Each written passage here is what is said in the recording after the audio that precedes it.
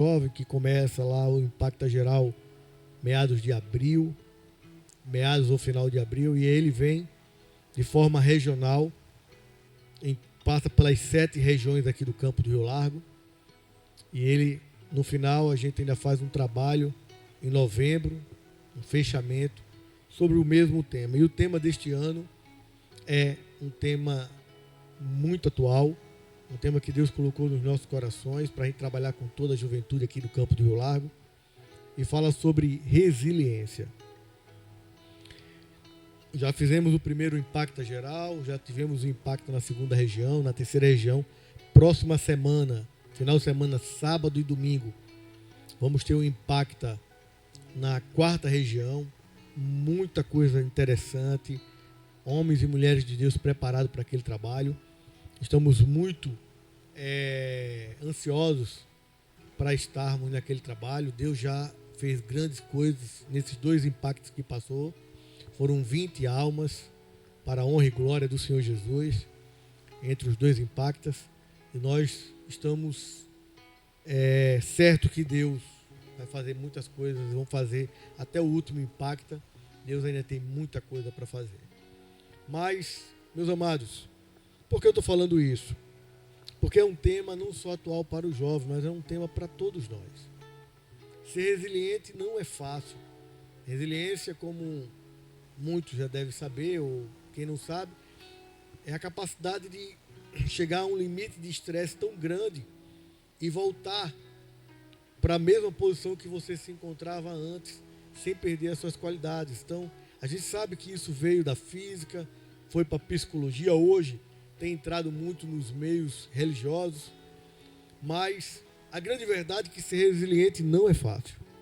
Não é fácil. Você chegar a um nível de estresse tão grande, quer ser no lado espiritual, por demandas da vida, demandas do ministério, e você ter a capacidade de voltar, não é fácil. Mas são vários os exemplos que nós temos na Bíblia Sagrada sobre resiliência. E eu queria tecer alguns comentários nesses poucos minutos que nós temos sobre a resiliência de uma jovem órfã que teve um desafio muito grande de superação na sua vida. Eu quero falar um pouquinho de Esther. Glória a Deus. Eu acho tremendo porque Esther era uma órfã judia em uma terra estranha. Glória a Deus. Onde o seu povo era cativo, vivia sob domínio, e quem vive sob domínio sabe que não é fácil. Era o domínio persa sobre o povo de Israel.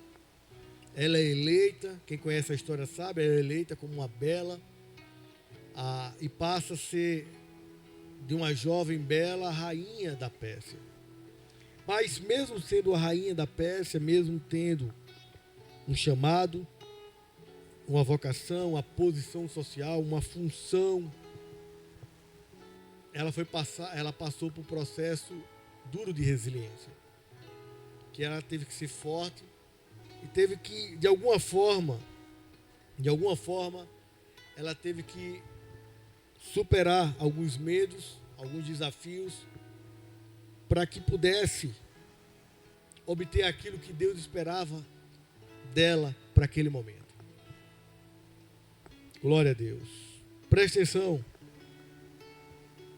Quando é feita uma armadilha para acabar com o povo judeu, e Esther está toda naquele cenário, Mardoqueu, o tio dela, vai falar para ela o que realmente está acontecendo, e ele vê nela que de início houve um certo medo, um certo receio, porque mesmo sendo rainha, ela sabia que os poderes dela era limitado.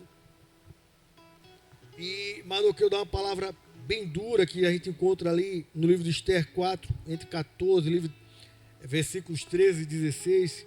E Mardoqueu vai dizer para ela: olha, não pense que pelo fato de estar no palácio do rei, você será a única entre os judeus que escapará. Pois se você ficar calada nesta hora, socorro e livramento surgirão de outras partes para os judeus. Mas você e a sua família, seu pai, toda a sua história, transliterando, morrerão. Glória a Deus. Meus amados, quando ela recebe essa palavra do seu tio Mardoqueu, ela entende que ela tinha uma posição, que ela tinha uma vocação, que ela tinha um chamado. Glória a Deus. E eu entendo que nos dias de hoje, muitas das vezes a gente, assim como Esther no primeiro momento, a gente não consegue entender que nós temos um chamado da parte de Deus para nossas vidas, não só para nós, mas para os nossos familiares, para quem amamos, quem está ao nosso redor.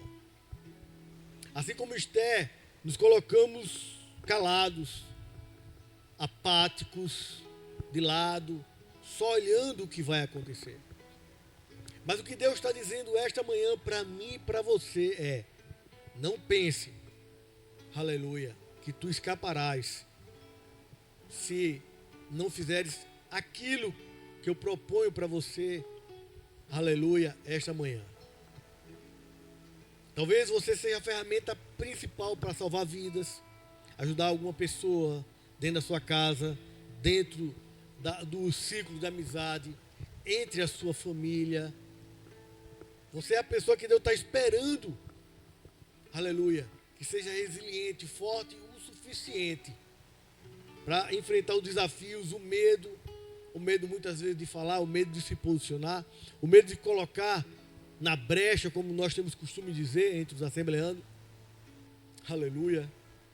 Não pense que se Deus tem um propósito na vida daquela pessoa, que Ele está esperando que você seja ferramenta para Ele. Não pense que Deus não vai esquecer aquela pessoa, não.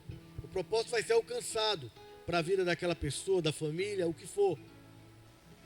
Mas Deus está dizendo para você: não pense que isso, a sua missão, vai deixar o resultado daquela pessoa. Deus vai arrumar outros modos de chegar naquela pessoa e alcançar aquela pessoa. Mas você, a sua família, glória a Deus, a gente entende isso baseado na palavra de Deus. Você, além de perder uma grande oportunidade de fazer o ir de Deus na sua vida, glória a Deus, vocês perecerão por essa omissão, por essa falta de cuidado. Nós temos um propósito diante de Deus em nossa vida. Louvar a Deus pelo desafio é muito bom, louvar a Deus sobre a sua segurança é muito bom, mas Deus só cuida dos seus. E os seus, como a própria palavra de Deus vai dizer, que as ovelhas conhecem a voz do seu pastor. Nós conhecemos os desígnios do nosso Deus. Nós conhecemos os seus princípios. Nós conhecemos o falar do Espírito Santo ao nosso coração. Nós sabemos o que é certo e errado. Glória a Deus. E precisamos ser fortes, resilientes o suficiente para rejeitar as propostas do mundo e viver uma vida digna perante Deus. Mesmo que para muitos seja perda no campo da esfera humana.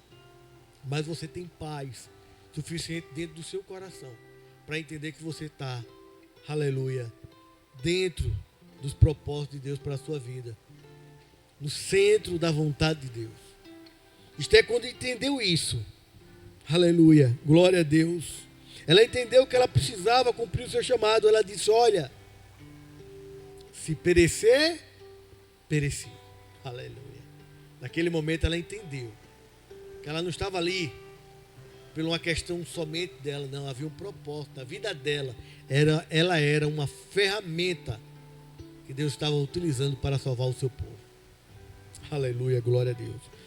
Você que nos ouve esta manhã, você é uma ferramenta para abençoar pessoas. Não se curve desse chamado. Aleluia, glória a Deus. Nós estamos aqui com o único propósito: pregar as boas novas do Evangelho. E você, assim como nós estamos fazendo essa manhã através dessa ferramenta, você também pode fazer. Aleluia, glória a Deus. No particular, no privado, com amigo, falar das boas novas de Cristo. Seja um exemplo, aleluia, dos fiéis. Então esta manhã eu convido a você, nessas breves palavras, aleluia, a fazer como Esther fez no versículo 16. Ela disse: olha, junte todos os judeus, aleluia, todos os judeus, nessa sinergia que é um esforço simultâneo de várias pessoas orando pelo mesmo propósito. Aleluia, glória a Deus. Orando pelo mesmo propósito. Por isso que nós fazemos o clamor aqui, orando pelo mesmo propósito, porque baseado na palavra de Deus, por experiência que temos, a igreja do Senhor Jesus tem, nós sabemos que a oração de muitos, de um só, aleluia, de dois, de três, imagina a oração dos justos, ela tem muita força nos seus efeitos. Então nós, através dessa oração conjunta, coletiva, nós colocamos a prova, aleluia, e colocamos tudo nas mãos daquele que pode fazer todas as coisas.